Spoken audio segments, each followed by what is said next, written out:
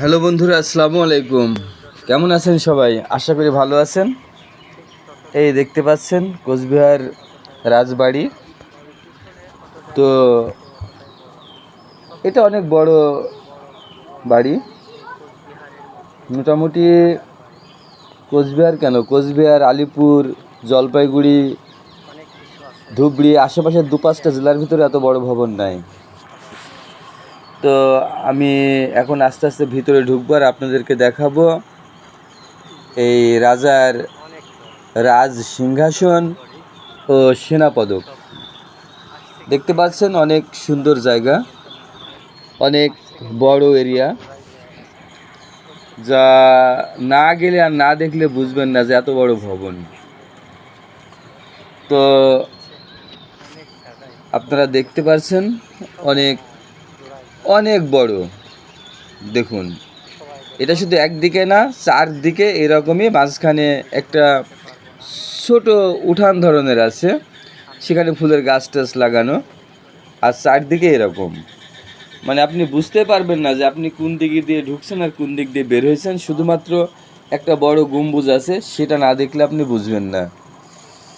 তো এই ভিতরে ঢুকে গেলাম। দেখুন, এটা রাজ সিংহাসন, যেখানে রাজামশাই বসে বিচার করতেন। এই দেখতে পাচ্ছেন মহারাজা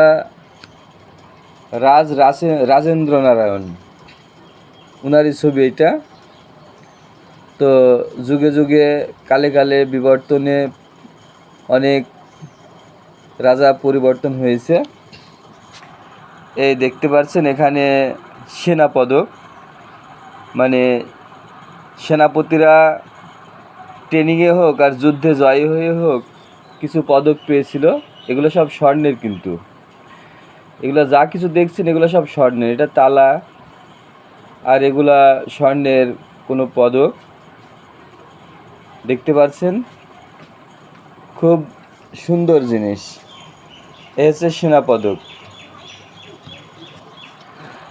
আস্তে আস্তে আমি ঘুরে সবগুলো আপনাদের দেখানোর চেষ্টা করছি।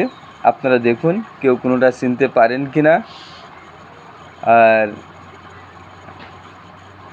এই যে দেখতে পাচ্ছেন এগুলা স্বর্ণের চামচ, যা আমরা শুধু শুনে আসি যে স্বর্ণের চামচ মুখে নিয়ে জন্মেছে, কিন্তু স্বর্ণের চামচ দেখার সৌভাগ্য হয়নি।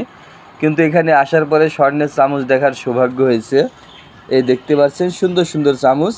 রাজদরবারে রাজ পরিবারের যত ছোট ছেলেমেয়েরা ছিল, হয়তো তারা এগুলো দিয়েই খেতেন।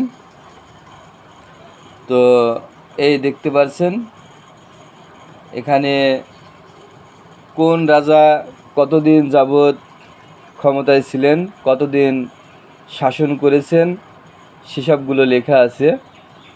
বিভিন্ন রাজার নাম, বিভিন্ন সময়, বিভিন্ন সাল। তো ভিউয়ার্স, ভিডিওটি যদি ভালো লেগে থাকে সবাই লাইক, শেয়ার, কমেন্ট করে পাশে থাকবেন। খোদা হাফেজ।